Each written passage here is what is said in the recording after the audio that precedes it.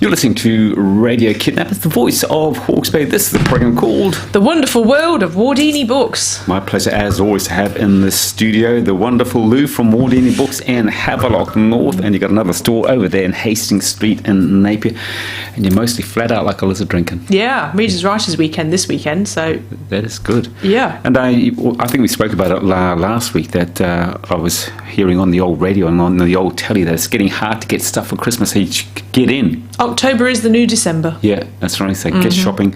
But of course, I suppose if you don't know what to buy for someone, you could probably buy a gift voucher. Yeah. Book voucher, I think you meant. Yes, that's what I meant. From your place, I meant a voucher from your pad. I've got 3 more fabulous books today, and the first one is, and I love the cover, it's called A Duck Called Brian. Duck Called Brian, it's by Al Murphy, published by Scholastic Books. And yeah, who's not going to pick that up? Absolutely. And so I did. And this is Brian. It's not really explained why he's blue, but he is. So this is Brian. What's that you say? He's blue, he sure is. He's one of a kind. And what happens is that he has a terrible personal disaster. He's out of duck nuts. There's not much he likes in life. He likes his best friend Gregory, he likes a cold glass of milk, and he likes a bowl of delicious duck nuts. Yum. But come this morning, it's like, oh my goodness, there are no duck nuts. And he decided to go and find Gregory to tell him all about it, because that's what you do when you have a personal disaster. You tell your best friend. You do indeed. So off he goes, and this is the whole thing about the book, is that he's on a mission to find Gregory, because he has to tell him about the duck nuts. And then he encounters a series of very bizarre things happening. And it's all just like, oh, that's happening. Okay. So some of the things that happen to Brian as he's looking for Gregory. Okay, he comes across Peter. Peter's busy counting ants. Good morning, Peter, said Brian. Have you seen Gregory? Sorry, no, I've been busy counting ants. Would you like to join me? No, I'm a bit busy trying to find Gregory. And off he goes. And this one is great. He comes across Neil and Tina, who are icing a gigantic cake. Have you seen Gregory? No, we've been doing some extreme cake baking. Yes, so that's what they're doing. Okay, no, and they all invite him to join in. There's one where they are inventing an almost certainly crocodile-proof diving suit.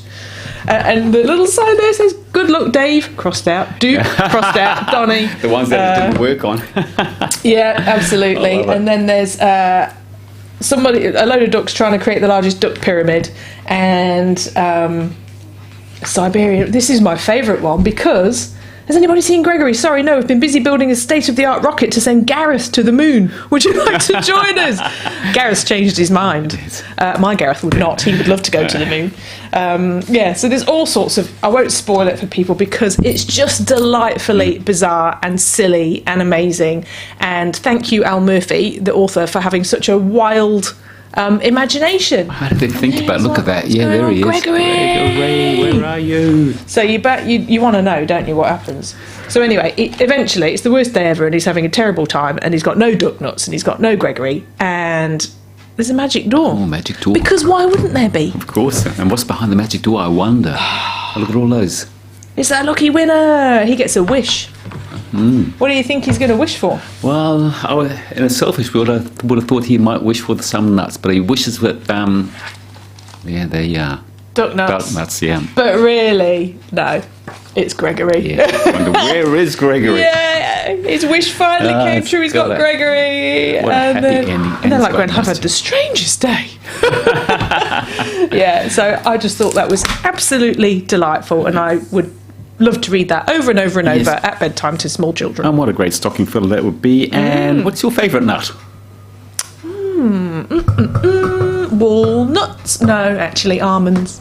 How about you? I'd have to probably punt for salted pistachios. It's cheating a bit, though, isn't it? Oh, I know, but my God, they're delicious, aren't they? They are absolutely delicious. Yeah. And it's a bit of a hassle getting them out of the shell, but it's part of the fun, I suppose. It's all part of it. Absolutely Very rewarding. Tell us all about Dragon Skin. Oh, this is incredible. This is by Karen Foxley.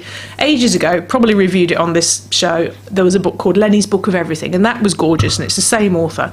So in this one, there's a wee girl, Pip, and she lives in Australia, and they're in one of those mining towns right in the middle of nowhere. It's dusty or it's flooded, and there is no in between. And she lives with her mum, who used to dance and wear her beautiful floaty dresses, and they'd have lots of fun together. And then mum's boyfriend Matt moves in, and absolutely everything changes, and he is a very emotionally manipulative, controlling person. And this is a book for about 9 and up. So it's quite subtly told, you know. But as a grown-up, you go, oh, my God, Matt, dear me, no. Yeah. Get out, Mum. Yeah. But Mum is not getting out. She's fallen into that trap of making excuses for him. So anyway, Pip's not happy about that. She's also, we don't quite know at the beginning what's happened to Mika, her best friend. Mika just rolled into town one day with wild stories, and he chose Pip to be his best friend, and they were just marvellous friends, and they went on bunyip hunts and found special crystals that they thought were dragon eggs and had kid adventures together. But then something happens and Mika is gone. So now Pip is by herself and she's pretty miserable, and she goes and sits by the waterhole in the evenings, even though Mum's told her not to, and she just leaves it as long as she can to go home because Matt's probably going to be there. But she's down there one night right at the beginning of the book, and she sees something in the reeds, and she investigates, and it is Ken. I'm not kidding. It's a baby dragon. And it's nearly dead. Yes. And Pip's like, this is my life's purpose. I have to save this baby dragon. And so she puts it in a backpack and she takes it home, and she thinks she's killed it the first night because she gives it sugar syrup in a little syringe thing that she's got. And it vomits, and you know, it's all going wrong. And then Mika, his voice comes to her. She misses him so much, and he kind of talks to her in her head, and he says, well, when I was sick, I had arrowroot biscuits, and they were great. And so she mushes up arrowroot biscuits and feeds it to the dragon, and that's it. Dragon loves that's the arrowroot. secret. Yum. So it's about Pip having this massive secret that she's got to keep, because if Matt found that dragon, that would be, you know, it'd just be a disaster. And so she's trying to sort out the dragon. She's trying to sort out everything by herself, and she realises that she can't do it by herself. And then and people who she never would have thought would team up with her do. And it is the most beautiful story. It's funny, and it's life-affirming and hopeful, and also really sad, and it's just all of the things. It's absolutely beautiful. And it's an uplifting ending. I love uplifting endings. It's lovely. Yeah. You would love this book, Ken. I might love the next one even more, though, the Apollo murders. Yeah. I love this. Do you know who Chris Hadfield is? I've heard of him. He's an actual real-life astronaut. Oh, you mentioned him last week. Did I? You did. That's why I remember it. I haven't already reviewed it, though. No, you haven't reviewed it. No. And he's written a novel, and it's just brilliant. So the Apollo murders, so it is fiction, but what he's done, he's got real life characters from, you know, you'd recognise them from like the Apollo 13 film, like Gene Kranz at Mission Control, and all these people who are real people, and there's a glossary at the back to tell you who everybody is. And we're in the Cold War, so we're in the sort of 60s, 70s, 1973, and they're going to do a final top secret mission to the moon, Apollo 18. And Kaz, this guy called Kaz, who was a fighter pilot and on an astronaut program, he is training in a plane, fighter jet, and he loses an eye, and that puts paid to all his going to the moon dreams. So he goes into sort of like an advisory capacity, for want of a better technical word, and he's called in by the powers that be and said, right, we need you to go and be part of this Apollo 18 mission, because it was just going to be like a geological exploration of the moon, but it's not now, because the Russians have got something up there and we want to know exactly what's going on.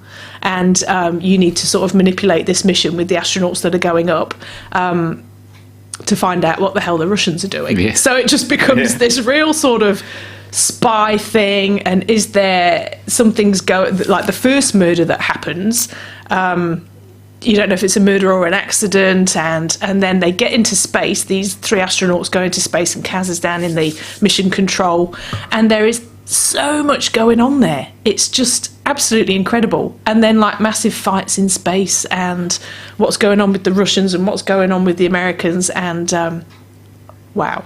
I can't wait till the movie comes out. It would make a brilliant movie. Yeah. It really would. But yeah, it was one of those novels that you think, I cannot put it down. I can't stop thinking about it. I want to go to the moon. Yeah. Who's going to read it? Who's it aimed at? Everybody, really. I mean, if you like any kind of thriller or mystery or any, and then you've got the people that like the military type stuff as well, because there's some quite technical stuff in there as well. So also people that like books that will go into the detail of a lunar landing module and you know, the science of it. And I love all that stuff. I found it absolutely fascinating from start to finish. And the science is correct and the history is correct. So that's an added bonus. Was it an easy read? Very much so. Yeah. So when I talk about technical detail, I'm not usually into that. Like that book, The Martian, that got made into a yes. I couldn't wade through all the hydroponics stuff in it. I was like, I couldn't do it. But this one, absolutely loved it from start to finish. Brilliant. Good on you, Lou. As always, my pleasure to talk with you. You look after yourself, and we'll talk to you same time, same place next time. Cool. Thanks, Ken.